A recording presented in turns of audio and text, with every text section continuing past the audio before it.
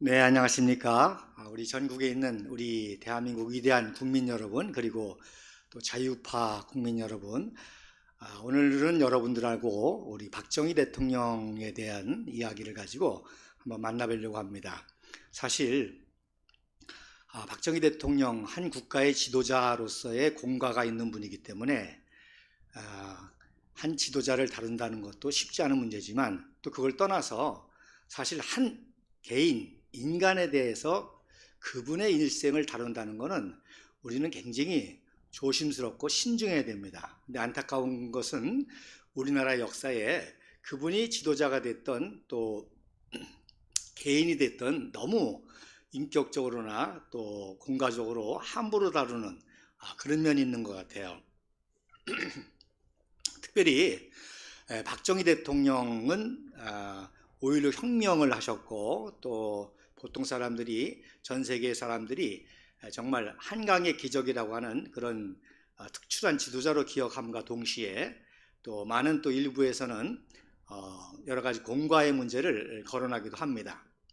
자, 어쨌든지 간에 저는 최대한 박정희 대통령의 그 어린 시절부터 그리고 돌아가실 때까지의 일생을 한 5단계로 나눠 가지고 사실 위주로 팩트, 진실을 찾는 그런 방향으로 좀 대화를 나눠볼까 합니다. 여러분, 초기 화면에 보시면 인류 역사상 최초의 그 성군이라고 하는 위대한 군주가 바로 고레스, 또 키루스라고 하는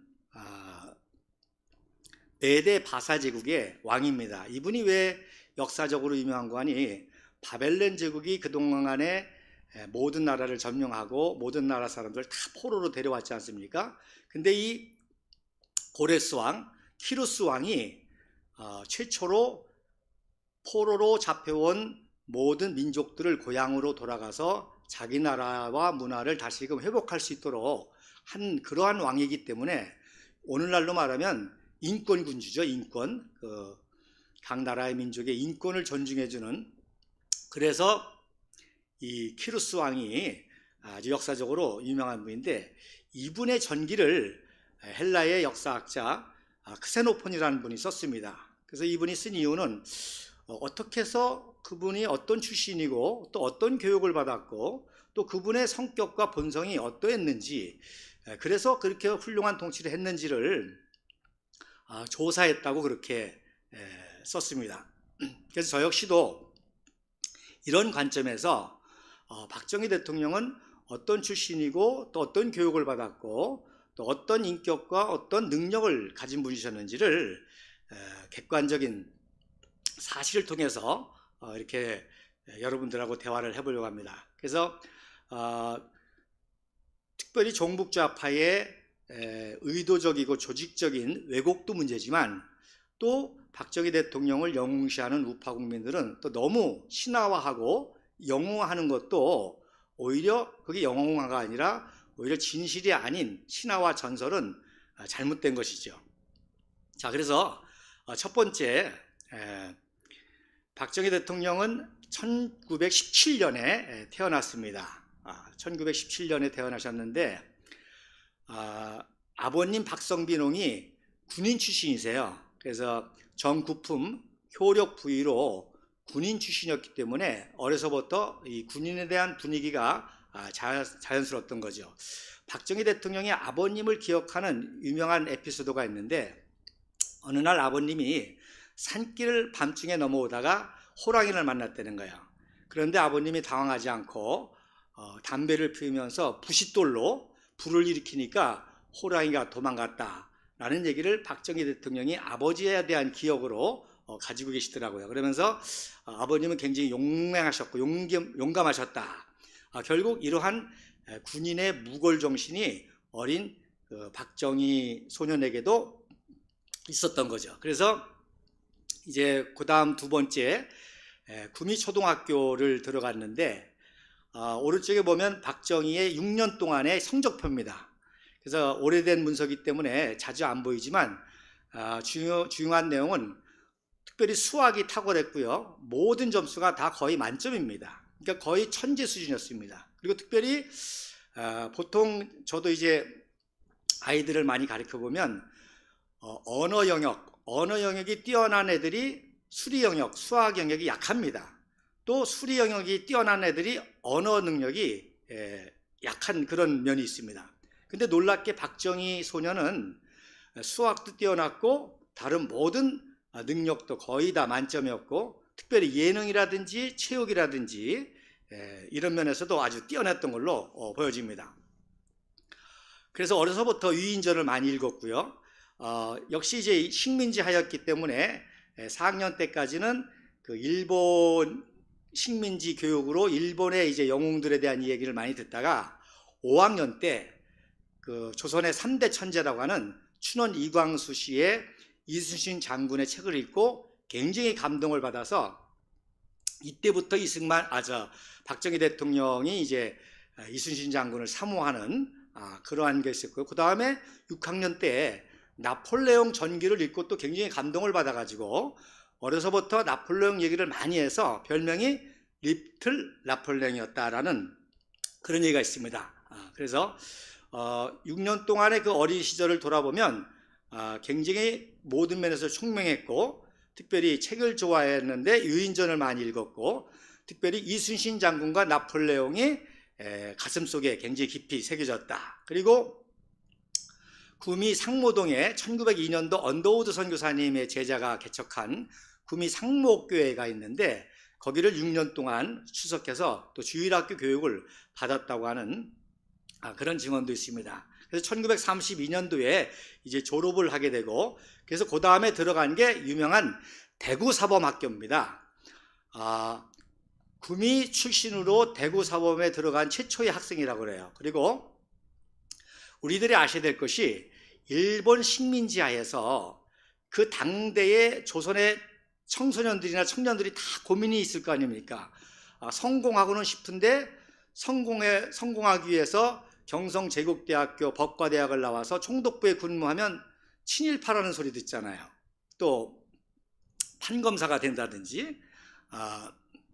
그러기 때문에 조선의 민족주의 청년, 민족의식을 가진 청년들이 들어가는 학교가 바로 사범학교입니다. 그래서 3대 사범학교가 평양사범, 대구사범, 경성사범입니다. 그리고 사범학교이기 때문에 장학제도라든지 이런 것들이 저렴하고 학비가 저렴하고 해서 그 당시 조선의 최고 엘리트들이 들어가는 대학은 경성 제국대 이쪽 이런 데보다는 바로 사범학교였던 거죠. 그래서 최초로 대구 출신, 구미 출신으로 박정희 청소년이 3대 명문이라고 하는 대구사범학교를 들어가서 공부를 하는데, 역시 여기서도 모든 과목에 잘했고 특별히 기계체조 선수로 활약을 했다고 합니다. 그리고 또 이 군인에 대한 집안의 그 혈통도 있고 또 군인에 대한 열망이 또 있었기 때문에 교련 과목 같은 것도 최상의 성적을 받았다고 합니다. 아시는 대로 이제 옛날에는 조언을 많이 했잖아요.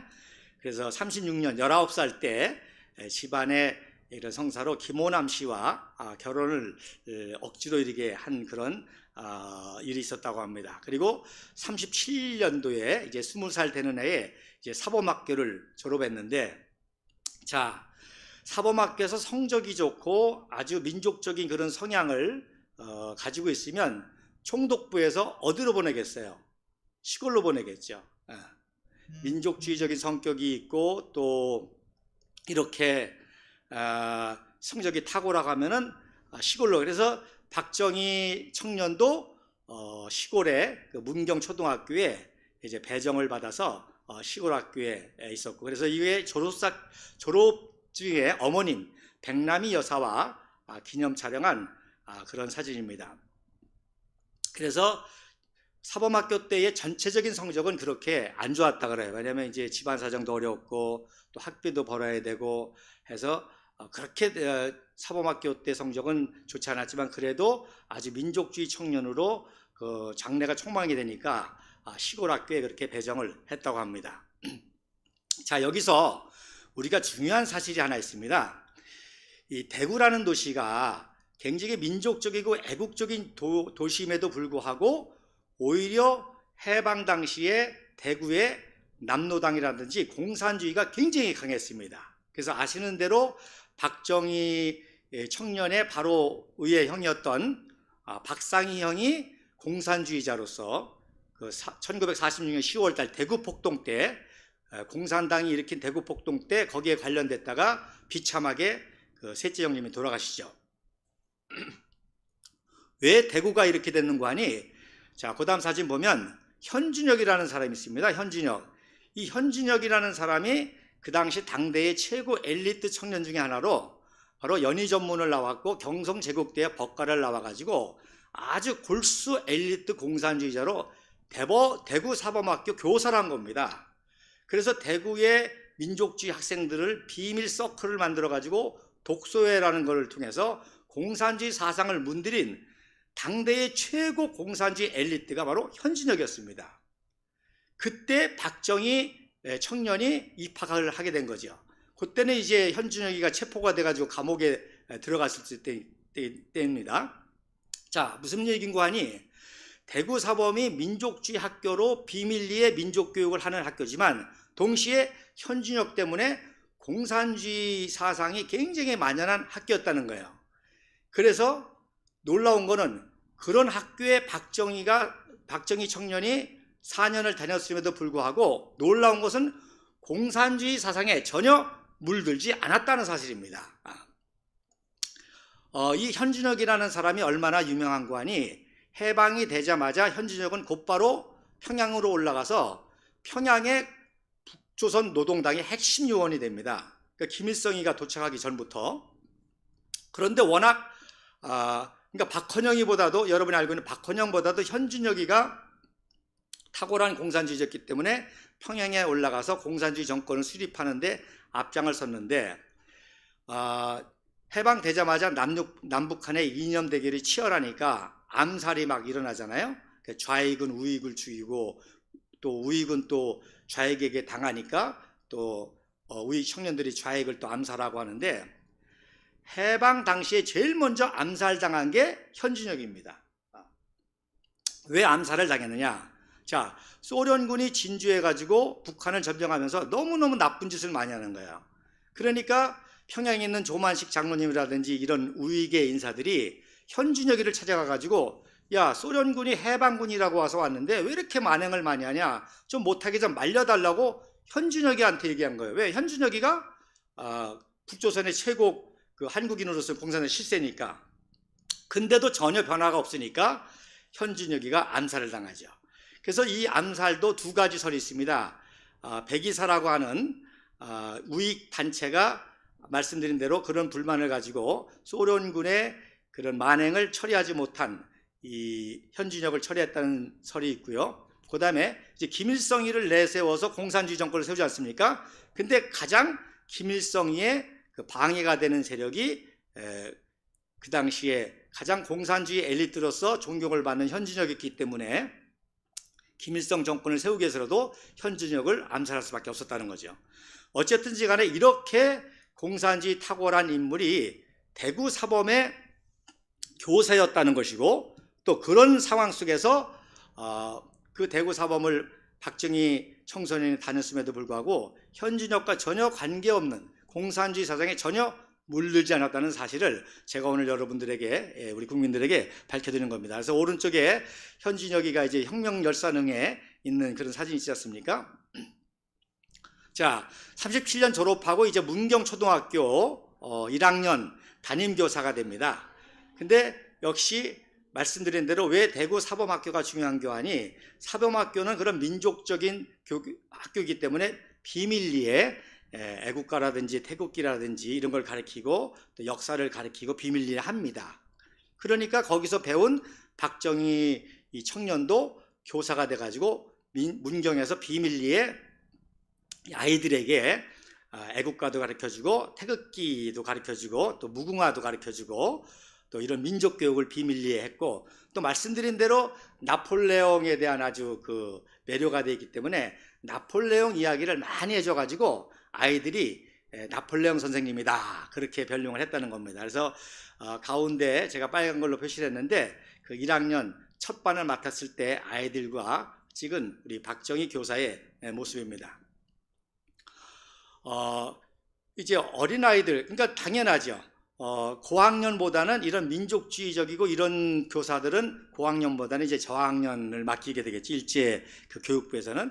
그런데 박정희 교사는 일부러 숙직을 자원해 가지고 숙직을 빌미로 해서 야간에 고학년 학생들을 몰래 불러다가 민족교육을 시켰다는 겁니다. 그래서 또 역시 그때 나폴레옹과 이순신 장군 얘기를 많이 해줬는데, 이순신 장군이야 뭐 익숙하니까 아이들이 잘 기억하지만 나폴레옹 얘기는 신기할 거 아닙니까? 그래서 나폴레옹 선생님이다, 리틀 나폴레옹이다, 그런 별명을 가지셨다고 합니다.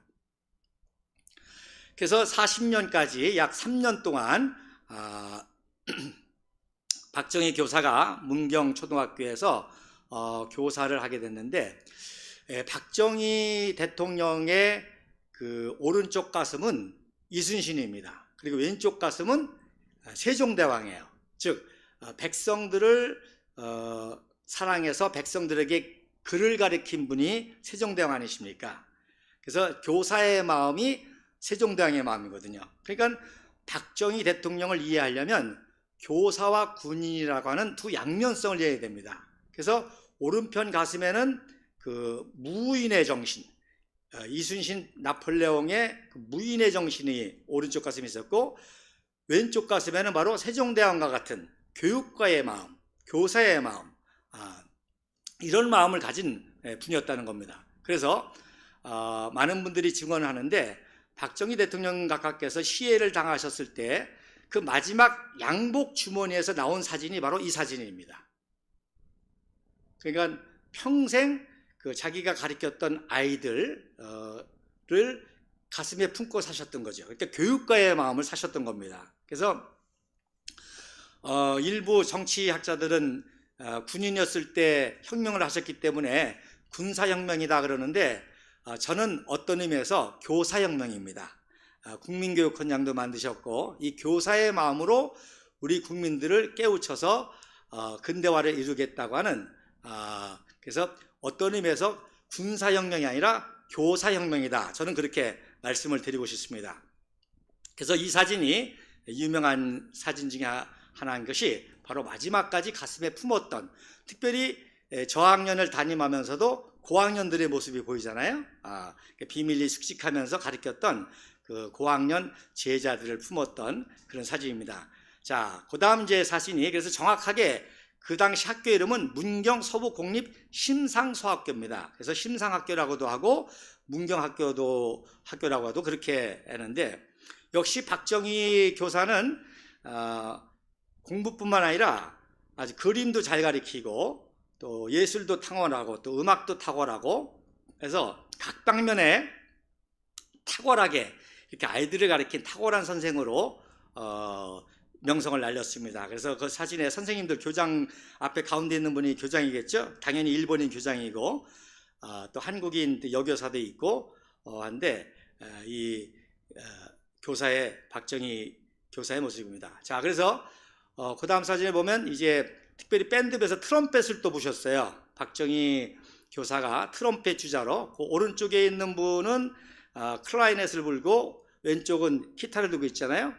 그러니까 이게 이제 엄청난 사실이 뭐냐면, 일제 식민지 아닙니까? 이 악기 하나도 뭐 어마어마한 가격이잖아요. 이게 학교기 때문에 이게 가능한 겁니다. 교사기 때문에.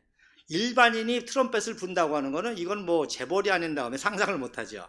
그러나 이제 사범학교이기 때문에 이런 악기를 다룰 수 있었고, 또 음악적인 재능이 있어야 다루는데, 박정희 교사는 바로 트럼펫 주자로서, 저도 트럼펫을 조금 불어봤지만 이게 굉장히 그 폐활량이 필요하고 아주 재능이 필요한 건데, 이 트럼펫 주자로서 박정희 교사가 찍은 거고, 놀라운 사실은요, 박정희 교사가 트럼펫을 가지고 몰래 산에 올라가서 애국가를 연주했다는 거예요.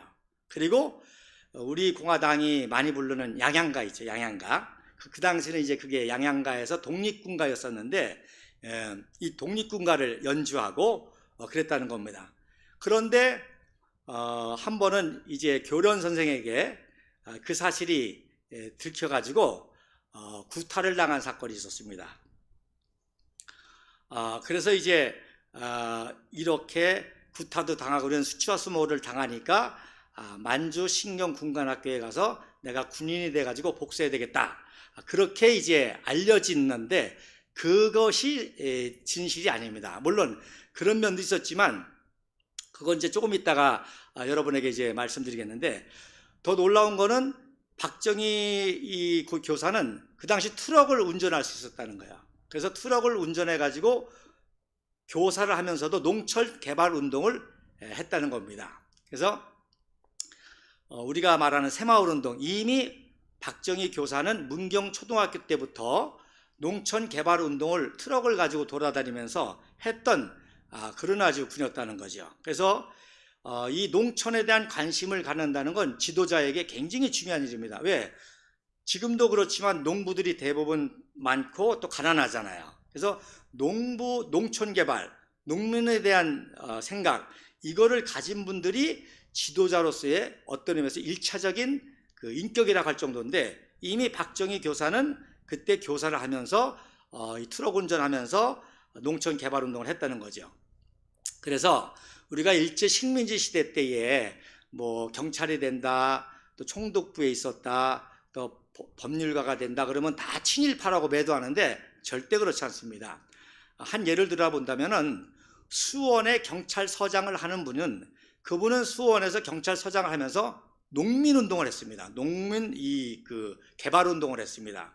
그런 분은 그냥 객관적으로 보면은 일제시대 때 경찰 그 서장을 했으니까 당연히 친일파로 쉽게 생각하지만 친일파가 아니죠. 그 서장을 하면서도 농촌 개발 운동을 하신 그런 아주 훌륭한 인물이었고, 그분의 아들이 한 번은 또 일제 교사를 야단쳐가지고 몰래 속이고 또 두드려 패고 해가지고 혼났는데, 정직하지 못하다든지 공부를 못한다든지 그런 때는 야단을 많이 치시던 그 경찰서장 아버지가 일본 교사를 때려가지고서는 징계를 받았는데도 아무 소리 안 하시더라는 거예요. 그래서 나중에 알고 보니까 아버님은 일본 시대 때 경찰서장이었다고 해서 친일파가 아니라 민족주의자였고 또 훌륭한 그 농촌운동을 하신 훌륭한 분이셨다는 것을 깨달았다고 그렇게 증언을 한 적이 있습니다. 자, 말씀드린 대로 이제 그 트럼펫을 가지고 산에서 애국가, 양양가 연주하다가 이제 들켜가지고 맞아서 구타를 당해서 이제 그 선생님들을 복수하기 위해서 군인이 되려고 만주 식령학교 군관학교에 갔다 그렇게 알려졌는데 그게 아니라 더 중요한 이유가 있습니다. 자, 그 다음 사진이 여러분 강영훈이라는 분 아시죠? 노태우 대통령 때 국무총리를 하신 분이 강영훈입니다. 이분이 일제 말기가 되니까 조선의 청년들이 다 고민이 되는 거예요. 왜? 일제 말기에 전쟁이 일어나니까 군대 끌려가야 되고 학병으로 끌려가고 그러니까 자기 진로에 대해서 굉장히 걱정이 될 것 아닙니까? 근데 조선의 참대 천재가 그 당시에 육당 차남선, 그 다음에 위당 정인보, 그리고 말씀드린 춘원 이광수입니다.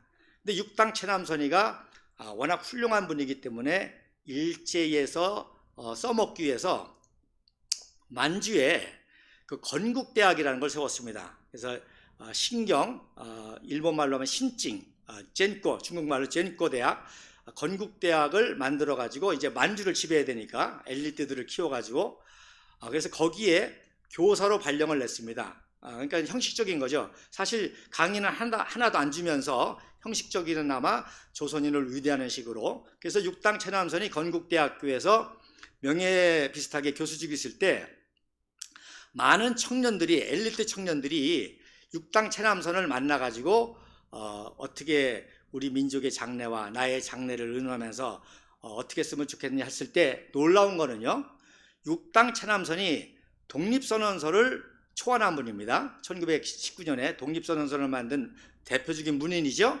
근데 이분이 뭐라고 하는 거 아니에요? 자, 곧 있으면 일본이 멸망할 수도 있다. 그리고 우리나라가 언젠가는 독립을 할 텐데 우리가 왜 일본 식민이 됐냐? 군대가 약해서 아니냐? 군대가 없어졌고 군대가 약했고 그리고 일본이 식민지 하자마자 제일 먼저 군대를 해산시키지 않았습니까? 그러니까 너희들은 지금 일제 말기에 괜히 학병이라 징용으로 끌려가서 개죽음 당하지 말고 사관학교에 들어가라. 사관학교에 들어가서 일본의 군사 지식을 배워서 언젠가 우리나라가 독립할 때 군대, 건군의 역할을 해야 된다. 그래가지고 당대 엘리트들에게 일본의 사관학교를 가도록 권면을 했습니다. 그래서 이 강영훈이라는 청년도 굉장히 민족적인 청년으로 영변 농업학교를 다녔어요. 말씀드린 대로 이 농업에 관심을 갖는다는 것은 굉장히 지도자적인 성품이 있다는 거잖아요.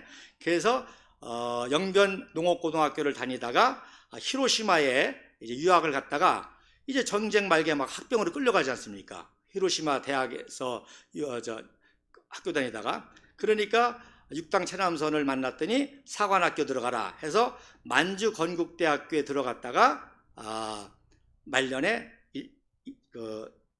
만주 사관학교에 들어가서 소위로 인간하고 해방을 맞이합니다. 그래서 해방을 당하자마자 바로 월남에서 이제 군영일기라고 그러죠. 군사영어학교 1기가 됩니다. 그러니까 여러분 우리 이 강영훈 총리님이 1922년생이니까 박정희 청년보다 5살의 아래입니다. 5살의 아래인데 해방되자마자 바로 군영 일기로 와가지고 진급을 했기 때문에 5.16 혁명 당시에 육사교장으로 3스타였습니다. 그리고 여러분 아신 대로 박정희 소장은 육군 소장으로 제2군사령부 부사령관이었죠. 그래서 이게 굉장히 중요한 사실인데 일제 말기에 조선의 모든 엘리트들에게 육당 차남설이라든지 이런 민족주의적인 어르신들이 육군사관학교를 가라는 거예요. 일본의 만주사관학교든 일본 사관학교든.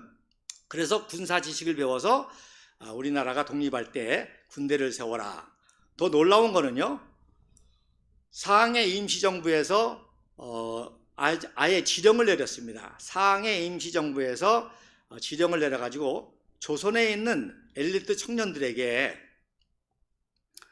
전쟁 말기에 괜히 일본의 징용으로 끌려가가지고 사병으로 끌려가가지고 저 필리핀 군도에서 저 사린 군도에서 개죽음 당하지 말고 다 육군사관학교에 들어가라.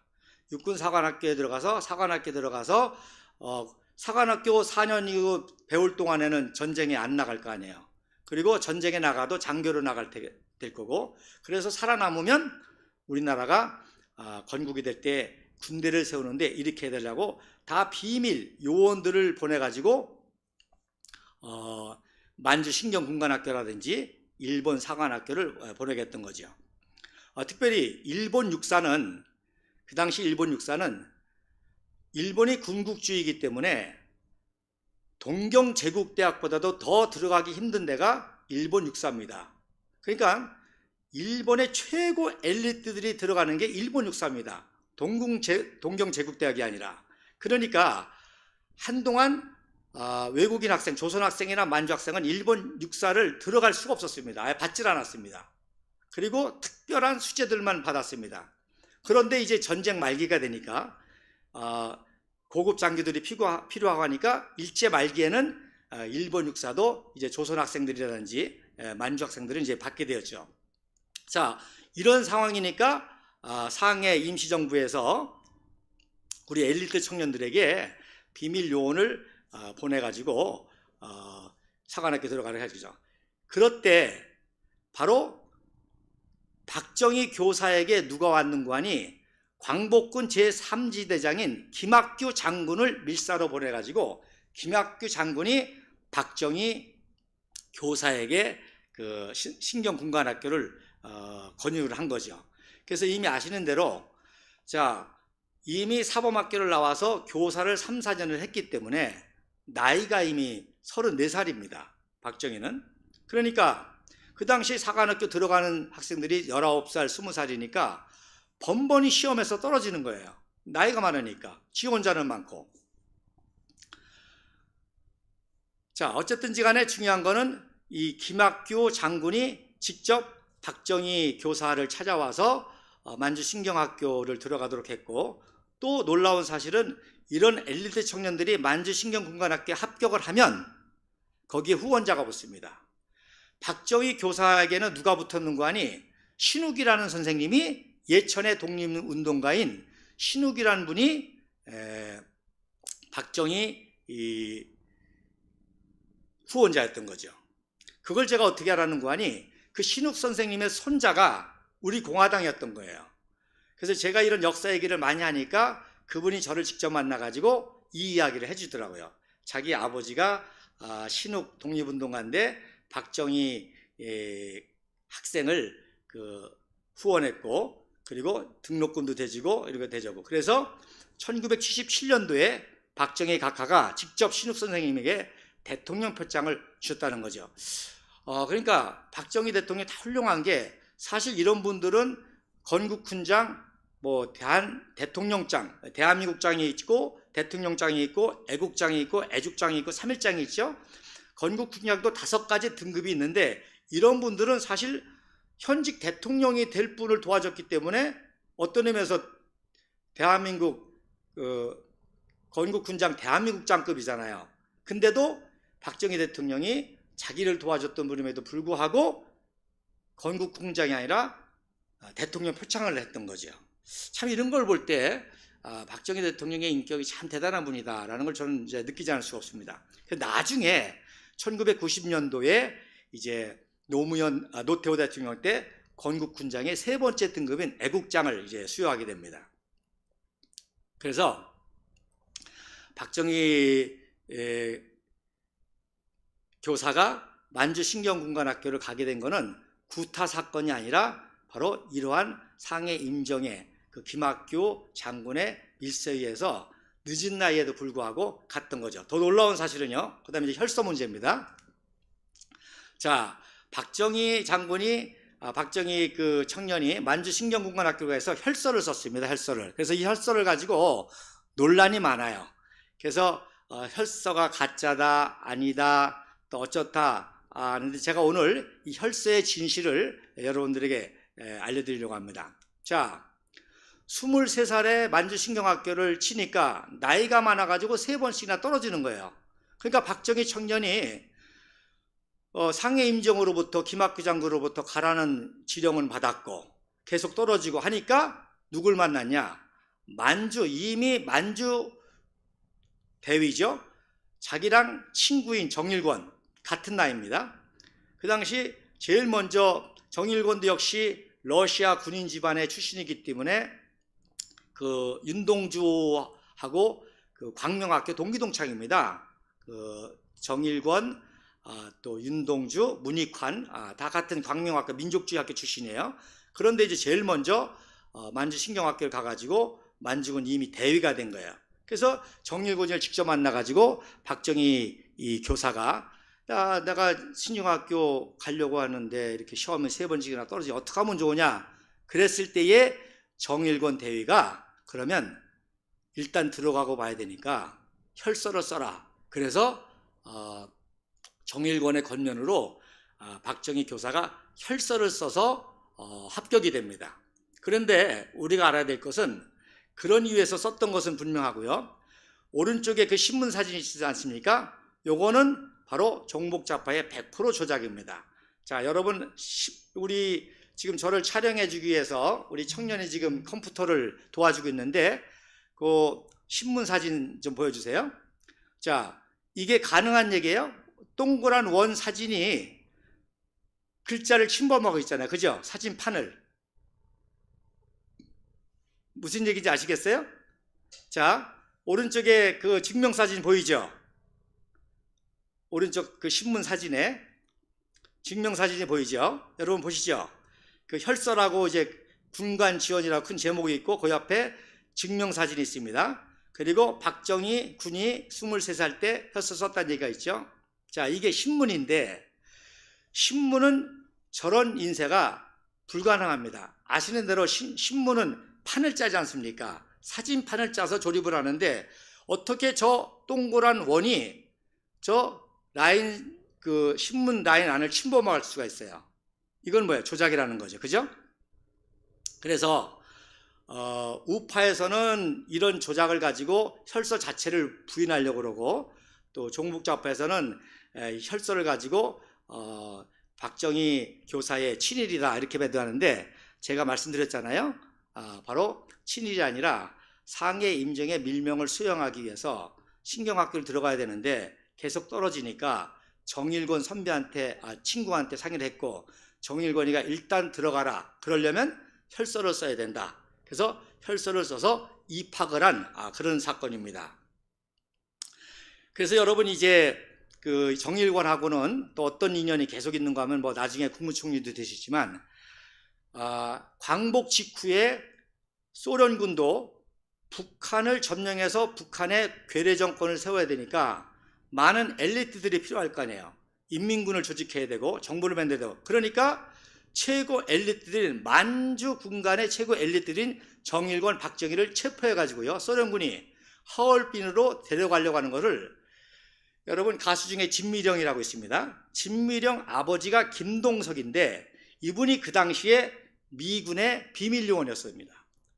지금의 CIA 전신이 OSS인데 그래서 이 김동석도 아주 탁월한 그 영어도 하고 일본어도 하고 만주어도 하고 러시아도 하고 하는 이런 탁월한 청년이기 때문에 만주주의에서 비밀 요원으로 수행하다가 정일권, 박정희 이런 엘리트 청년들이 소련군에 잡혀가는 걸 알고 탈출시켜줍니다.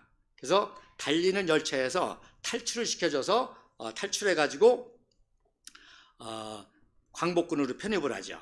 그래서 78년도에 이 사진이 바로 우리 62세 됐던 한갑을 지내신 박정희 대통령이 김동석 그 당시 55세인데 6살 차이죠. 만나는 그런 장면입니다. 그래서 이런 에피소드가 있었다는 것을 여러분 아셔야 됩니다. 그래서 그 다음 장면이 바로 백파 김학교 장군이십니다. 이분이 바로 제3지대장으로 백파 김학규 장군, 이분이 바로 광복군 제3지대장으로 군인 박정희의 멘토 역할을 했던 거죠. 그 다음 지금 보이십니까? 예, 그 사진입니다. 예. 그래서 제일 왼쪽에 있는 사진이 이범석 장군하고 같이 있는 사진이고, 이범석 장군의 왼쪽에 키 작은 분이 광복군 제3지대장 김학규 장군이시고요. 그 다음에 이제 광복군 제3지대장 때 그 김학규 장군 내외십니다. 그래서 이 김학규 장군이 군인 박정희의 멘토였고, 그래서 해방이 되자마자 일본군에서 해제된 박정희 군인이 중위로 제3지대 이중대장으로 근무하게 됩니다. 그래서 이분하고는 이제 어떻게 연결이 되냐면 1949년 6월 26일 날 김구 선생이 안두희 청년에게 암살당하죠. 그 서북 청년단 출신의 철저한 반공주의자인 안두희 청년에게 김구 선생이 암살을 당합니다. 그런데 이 안두희를 누가 소개시켜주는 거 아니? 이 김학규 장군이 소개시켜준 거예요. 김학규 장군이 아주 우익의 반공주의 청년이니까 김구를 소개시켜줬는데, 이 안두희가 자기의 스승 김구 선생이 자꾸 남북 협상한다고 하고 남북 합작한다고 하고 또 북한하고 가까워지고 하니까 암살을 했던 거죠. 그러다 보니까 안두희를 소개했다는 것 때문에 김학규 장군이 누명을 쓰고 감옥에 갇힙니다. 그래서 무기징역을 받고 이제 감옥을 갇히게 되죠. 그래서 1950년 그 다음에 6.25가 일어나잖아요. 여러분, 6.25가 일어났습니다. 그러면 서대문 형무소에 있던 안두희는 곧바로 석방이 되죠. 왜? 우익 청년이잖아요. 국군 포병 장교였다가 암살했기 때문에 들어갔는데, 지금 북한군이 쳐들어왔으니까 국군 포병 엘리트 장교니까 석방을 시켜가지고 군대 복귀시켜가지고 북괴군하고 싸움을 시켰단 말입니다. 반대로 좌익 활동을 하다가 서대문 형무소에 붙잡혔던 사람들은 다 어떻게 해요? 죽여야죠. 지금 전쟁이 일어났는데 걔네들 다 석방시켜가지고 반역행위 할 텐데. 그러니까 전쟁이 일어나자마자 모든 형무소에 있던 좌익 활동했던 사람은 거의 다 직결 처분으로 죽일 수밖에 없었고, 이런 우익 청년들은 바로 석방시켜서 군대에 복귀시킨 것입니다. 근데 이 김학규 장군 같은 분들은 뭐 광복군에다가 독립운동가에다가 우익의 대표적인 인사이기 때문에 이런 분들은 피신을 시켜서 계속 수감 생활을 했던 거죠. 그래서 전쟁 때도 계속 피신 중에 감옥 생활하다가 박정희 장군이 5.16 혁명을 하고 제일 먼저 한 사건 중 하나가 뭐겠습니까? 바로 누명 써서 감옥에 계신 김학규 장군을 사면시킨 거죠.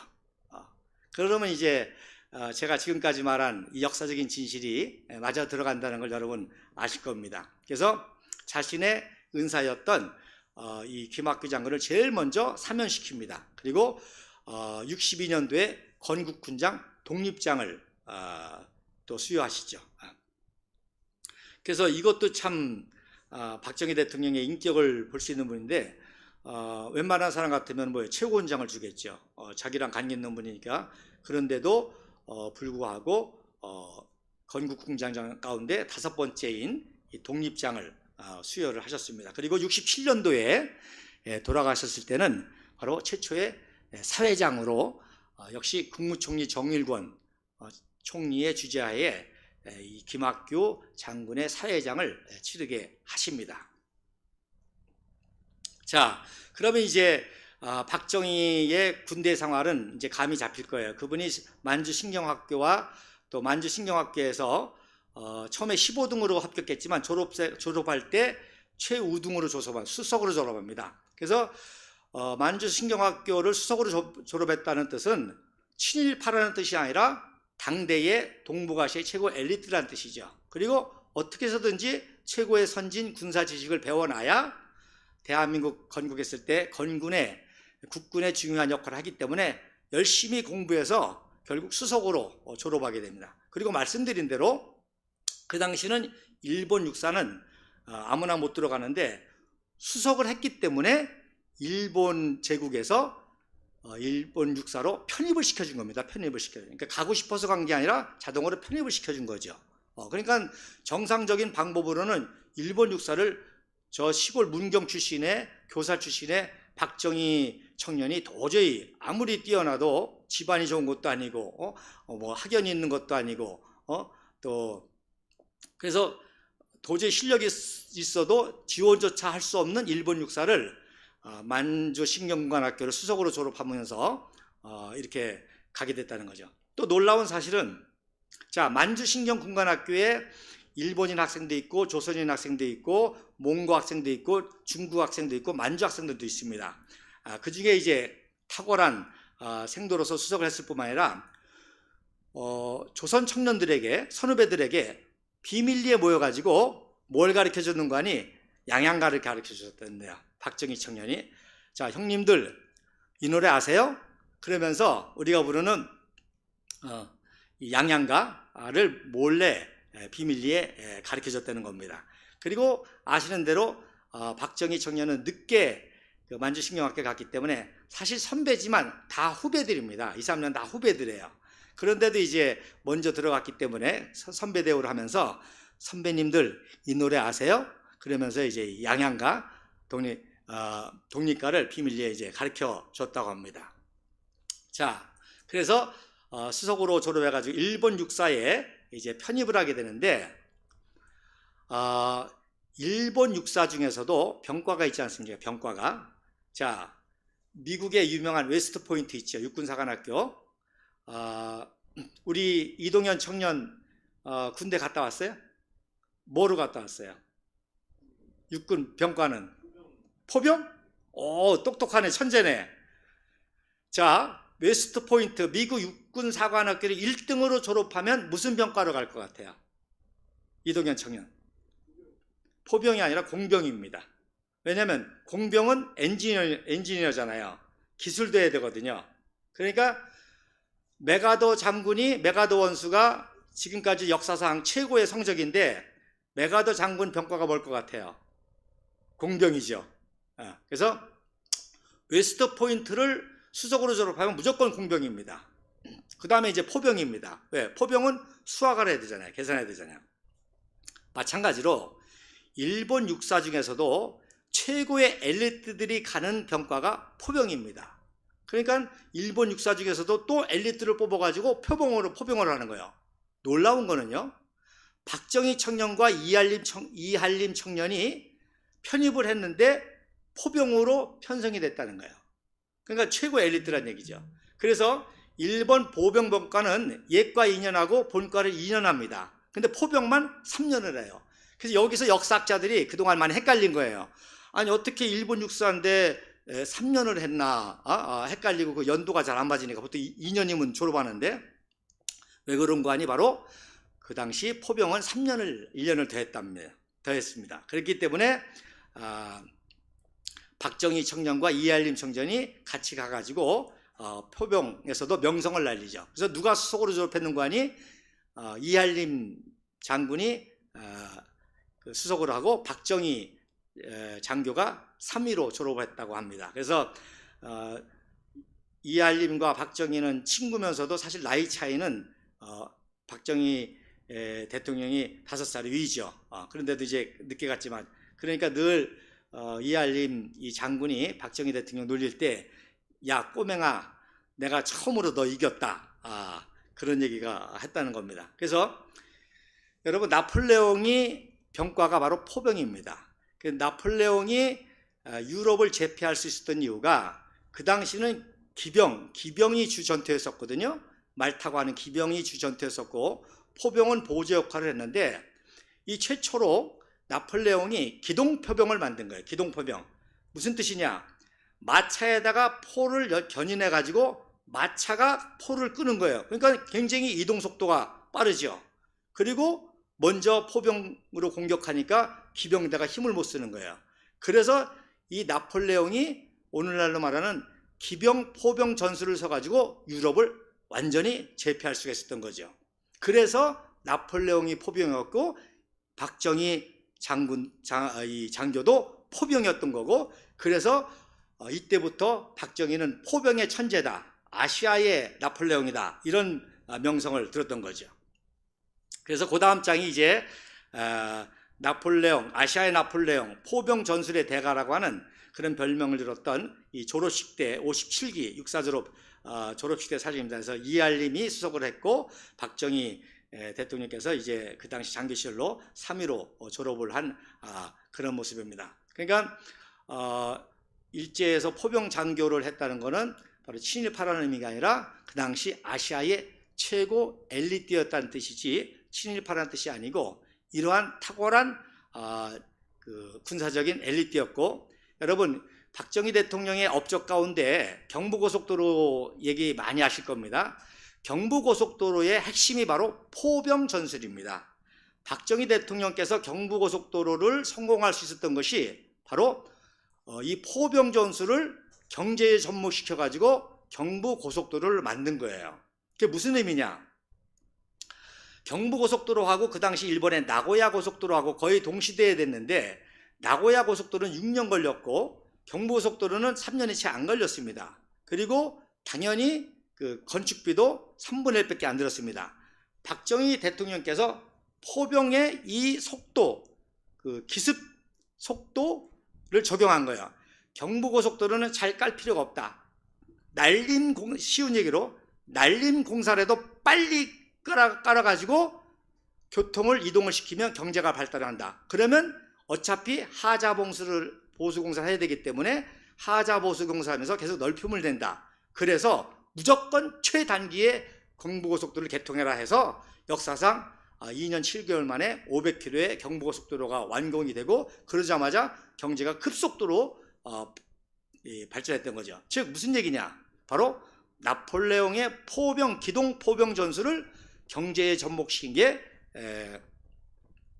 경부고속도로다. 그래서 이렇게 알아야만 우리가 역사를 제대로 이해할 수가 있는 것입니다. 그래서 이제 말씀드린 대로 요 오른쪽 사진은 저 졸업 직전의 사진인데, 자, 제가 그 임관하기 전에 수습사관이 그러죠. 임관하기 전에 그 헌병 조장 계급장을 달고 고향으로 오게 됩니다. 그래서 이 고향을 방문했을 때 자기 후배들하고, 대구 사범 후배들하고 같이 찍은 사진입니다. 그래서 육사를 거의 수석으로 졸업한 소위 임관할 엘리트가 문경에 딱 오니까 어떻게 됐겠어요? 박정희 교사 때 때렸던 애들이 다 와가지고 무릎 꿇었겠죠. 그래서 뭐 군수, 경찰서장 다 박정희 청년 앞에 와가지고 잘못됐다고 살려달라고 무릎 꿇는 그런 사건. 그래서 그 사건의 사진이 바로 이 사진입니다. 그래서 제가 계급장을 일부러 그 빨갛게 표시를 했는데, 왜 이게 중요한 거 아니? 여러분 얼마 전에 일본군 박정희다라는 사진이 철모 쓴 사진을 이 종북좌파가 민족문제연구소라는 데서 박정희 대통령을 친일파로 몰기 위해서 일본군 대령 사진을 박정희다 그래가지고서는 퍼날른 거 있고, 그거를 안타까운 거는 박정희 대통령에 대한 자서전을 쓴 조갑제마저도 그걸 인정해 버렸습니다. 그래서 제가 참 조갑제라는 분을 훌륭하기도 하지만 안타깝게 생각하는 거예요. 그래서 일본군 대령 사진을 박정희 일본군이다 해서 왜곡한 거를 인정해 버렸단 말입니다. 그래서 제가 왜 이 사진을 여러분을 소개하는 거니, 일본군 대령 계급장하고 지금 요 박정희 수습사관이 단 일본 헌병 조장 계급장하고 흑백으로 똑같습니다. 거의 비슷합니다. 줄이 있고 별이 3개 들어가 있는 거. 그래서 요거를 조작하기 위해서 종북좌파가 사진을 조작했는데, 그거를 조갑제가 인정하는 바람에 또 친일 명단 사전에 올리는 근거로 써지게 됐다는 거죠. 자, 그 다음 사진은 이제 말씀드린 대로 김동석 이 요원이 소련으로 잡혀가는 정일권과 박정희 등 엘리트를 탈출시켜 가지고 박정희는 중위로 광복군 제7대장 제3지대 이중대장을 하게 됩니다. 그리고 그 당시 구대장은 누구냐? 신현준, 1915년생이신 신현준 해병대 사령관을 지냈죠. 이분이 이제 광복군 제3지대의 구대장이고 그 밑에 일지대장이 이주일 장군, 여러분 나중에 아시는 거 이주일이고, 그 다음에 이중대장이 바로 박정희 중이었습니다. 그래서 사진에 보면 이 사진이 바로 이제 8월 18일이죠. 광복한 이후에 이제 해방이 됐으니까 광복군이 해체되면서 광복군 교관을 했던 윈스데이, 이 윈스데이가 CIA 요원으로 광복군을 교육했는데 윈스데이 송별식 사진입니다. 그래서 안의성 안문이라는 바위문 앞에서 송별식 사진인데, 그거 보시면 윈스데이 왼편에 키 작은 분이 김학규 장군이시고 그 뒤에 박정희 중대장이 서 있는 모습입니다. 그러면 이제 청년 박정희에 대한 친일파에 대한 건 거의 다 100% 조작이라는 것을 이제 우리 국민 여러분들이 이런 팩트 사진과 역사적 사실을 가지고 아셨을 것입니다. 자, 그 다음에 이 윈스 선교사님은 아버지가 개성의 유명한 선교사였어요. 그 개성의 선교사의 아들이 바로 윈스였었고, 윈스는 곧바로 한국에 와가지고 미 군정청에 또 실세가 되죠. 자, 그 다음에 정일권위는 해방되자마자 바로 평양으로 와서 백선엽과 김백일과 백인엽 등과 함께 곧바로 내려와서 군영 1기회로 졸업을 했기 때문에 창군요원으로 최고 에리트로 진급을 하고 선두에 서죠. 근데 박정희 청년은 광복군 지대에 있으면서 늦게 들어오게 됩니다. 그래서 여러분 저 왼쪽 사진에 보면 태극기에다가 이제 헤어지기 전에 1946년 1월 10일 날 그 삼지대원들이 태극기에다가 서명을 합니다. 근데 이 서명을 보면요, 그 빨간 태극기, 돌아가는 빨간 태극기 서명에 뭐라고 쓰였습니까? 한문으로 자주, 자립, 자예. 누구예요?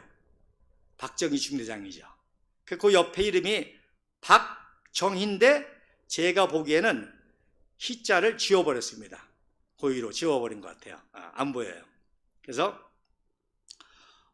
중대장이 제일 먼저 쓴 것 같아요. 그 태극기 옆에다가. 그래서 여러분 박정희 대통령 하면은 항상 듣는 게 뭐예요? 자주국방, 자조자립이잖아요. 근데 이미 그때 자주라는 말을 쓰셨고 또 자립이라는 말을 쓰셨고 그 다음에 자예. 그래서 우리 한국 문화를 사랑하고 우리 자신을 사랑하자. 그래서 이미 박정희 청년이 이때부터 자립경제, 자주국방, 자해문화 이런 컨셉을 가지셨던 것이죠. 그래서 1946년 5월 10일 날 박정희 중위가 미 해군 수송선 루스토어를 타고 부산으로 들어오는데 그때 관련 사진을 제가 도저히 못 찾고 재미난 거는 5월 10일 날 아이젠하워 원수가 도쿄에 메가더 원수를 방문한 사진이 찾았는데 그게 5월 11일이라고요. 그래서 제가 역사를 기억하기 쉽게 하기 위해서 메가더와 아이젠하워가 만난 날 박정희 중위가 한국으로 돌아온 날이죠. 그리고 그 마지막에 그 구대원들이 쓴 태극기에 쓴 이 서명란에 거기에 자주, 자립, 자예 그리고 박하고 정자만 살짝 보이고 희자는 지워졌는데 여러분 보시는 것처럼 거의 다 해독이 다 가능해요. 나머지 글자들은. 근데 그 희자만 고의로 지워진 듯한 이런 것을 보면서 굉장히 안타깝게 생각을 합니다. 자, 그 다음에 오늘 하다 보니까 벌써 1시간이 다 돼가네요. 제가 그 6.25 전까지만 얘기하려고 그랬는데 이 얘기만 하고 다음 남로당 사건은 아마 다음번에 해야 될 것 같습니다. 자, 그래서 46년 5월에 늦게 와가지고 이제 장래가 고민되는 거예요. 다시 교사를 해야 되나 뭘 해야 되나 그러다가 야 이제 창군이 돼가지고 군대가 생긴 애들아 그리고 네 친구들 동기들 다 이미 육군의 장성들이 되고 뭐 하니까 늦게라도 하자. 그래서 육사 2기에 입교를 합니다. 육사 2기에 입교를 하는데 그때 육사 교장이 누구였는가니 원영독 대령이었었고요. 그리고 중대장이 이치엽 중이었습니다. 이치엽이라는 분도 이분도 굉장히 유명한 분인데 이분이 최초로 이승만 박사가 왔을 때 경호원을 했던 그런 장교입니다. 그래서 이치엽이가 그 생도대장으로 하면서 임시 교장을 하고 있는데 자 해방된 지 1년 됐습니다. 이제 육군사관학교가 만들어서 애국가를 부르고 싶은데 자기도 애국가를 모르는 거예요. 잊어버려가지고. 왜? 당연하죠. 일제시대 때 애국가는 금지곡이 돼가지고 애국가를 부르기만 해도, 애국가 가사만 있으면 해도, 박정희처럼 애국가 연주만 해도 두드려 맞는 그런 세상인데, 애국가를 알고 있는 사람이 얼마나 되겠어요. 그런데 이 이치업이라는 이 중이가 그래도 지혜로워가지고 이기생을 대상으로 애국가 4절까지 쓰기 시험을 낸 거예요. 이기생 전체 대상으로. 근데 이믹순이라는 또 생도가 있었는데, 이 이믹순이라는 사람은 독립운동가 임규 선생의 손자입니다. 아주 훌륭한 독립운동가 임규 선생의 손자이기 때문에 이분도 나이가 많아서 육사에 못 들어올 뻔했는데, 할아버지가 독립운동가니까 그분의 그 네임밸류를 가지고, 또 그 당시에 유명한 육당 차남선, 뭐 이범석 이런 분들이 다 임규의 제자고 육당 차남선의 스승이 임규 선생이고 하니까 이분들이, 이범석 씨가 추천서를 써주니까 그 추천서를 받자마자 수천 본 사람이 일어나서 경례를 하더라는 거예요. 그래서 어쨌든 간에 이믹순이도 29살 늦게 입교해가지고 박정희하고 나이가 똑같으니까 옆에서 같이 이제 128번, 129번인가 그럴 거예요, 학번이. 그래서 이제 옆에 짝꿍인데, 애국가 4절 시험을 보는데 그래도 이 독립운동가의 후손이라고 1절이 기억나가지고 1절만 썼다는 겁니다. 근데 옆에서 보니까 박정희는 이미 4절까지 다 쓰고 이렇게 가만히 있더라는 거예요. 그래서 자기도 보니까 4절까지 다 써가지고 옆구리를 또 쿡쿡 찔르니까 박정희 청년이 쓱 비켜주더라는 겁니다. 그래가지고 그것을 다 4절까지 베껴서 썼다는 겁니다. 그런데 저녁에 갑자기 이치업 이 생도대장이 그 둘을 부르는 거예요. 이치업 생도대장도 딱 보면 알 거 아니에요. 이거 두 놈 중에 한 놈이 컨닝했구나. 그래가지고 둘을 불러가지고, 야, 누가 컨닝했어? 그랬더니 이믹순이가, 예, 제가 했습니다. 그래서 이믹순이를 때리려고 하니까 옆에 있던 박정희 생도가, 아닙니다, 제가 뺏겼습니다. 이건 또 뭐야? 그래서 또 박정희를 때리려고 하니까 옆에 있는 이믹순이가, 아닙니다, 제가 썼습니다. 그래서 이믹순이를 또 때리려고 그러니까 박정희 생도가, 아닙니다, 제가, 이놈들 뭐야? 그래가지고서는 이치업 그 생도대장한테 그 박정희 생도하고 이믹순 생도가 아주 신나게, 요즘 말로 하면 두드려 맞고, 그리고 몰래 밤에 나와가지고 막걸리 한잔 맞고 들어갔다고 하는 그런 에피소드가 있습니다. 박정희라는 인물이 이런 인물입니다. 이미 청년 때부터 이러한 동지애, 또 이러한 넓은 마음, 이러한 탁월한 청년이었기 때문에 결국 모든 고난을 다 극복하고 위대한 혁명의 역사를 이룰 수 있었겠죠.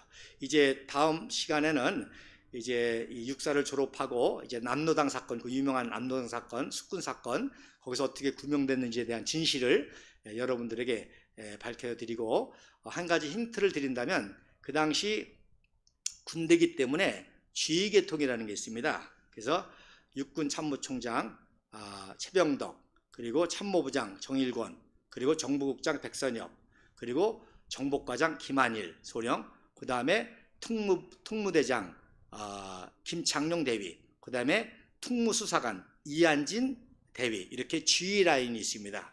그 중에 백선엽은 정복과장으로 가운데 있는 위치입니다. 물론 백선엽 정복과장이 구명에 많은 큰일을 하긴 했지만 여러분이 아시는 것처럼 그보다 더 큰 놀라운 사건이 있습니다. 바로 김정열, 그 당시 공군 참모총장, 공군 사관학교 학교장입니다. 그래서 이분하고 어떻게 관련이 되어 있고, 결국 그 당시 사면권을 행사했던 분은 바로 이승만 박사십니다. 이승만 대통령께서 어떻게 박정희 청년의 이 구명에 사인을 했는지 그 에피소드를 밝히면서 남로당 사건의 진실을 또 파헤쳐보도록 하겠습니다. 1시간 동안 시청해 주신 여러분 감사드리고요. 저희 이 강의를 우리 공화당 유튜브에 올릴 뿐만 아니라 오늘 여러분에게 보여드린 사진을 다 자료로 해서 올릴 겁니다. 여러분 참고하셔서 혹시 날짜나 또 사건이나 틀린 것이 있으면 언제든지 주시면 저도 보고 연구하고 한 거기 때문에 날짜가 틀릴 수도 있고 이름이 틀릴 수도 있고 사건이 틀릴 수도 있습니다. 좋은 조언을 주시면 언제든지 수정을 해서 바른 진실과 사실을 밝히는데 노력하겠습니다. 위대한 역사는 진실입니다. 진정한 역사학자는 언제든지 진실이 나오면 그 진실에 굴복할 줄 알고 자신의 잘못된 것을 고칠 줄 아는 것이 진정한 역사학자입니다. 이러한 역사, 위대한 대한민국의 진정한 역사가 새롭게 씌워지는 계기가 되기를 바랍니다. 감사합니다.